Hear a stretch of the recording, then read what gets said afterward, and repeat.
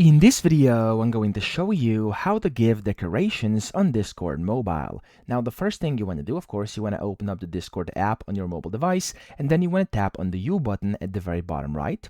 And then from here, you want to tap on the shop icon, which is at the very top middle of your screen, just to the left of the Nitro badge. So tap on that shop icon, find the decoration you want to gift. So for example, if I go to Cosmos over here, and if I just select something from here, so let's tap on that, and there we go. I'm going to just select this Moon Dusk over here. There we go. And then as you can see at the bottom, it says buy decoration, or you can see a gift icon. If you tap on that gift icon next to it, you'll be able to go ahead and select your friend. So just tap on select a friend over here.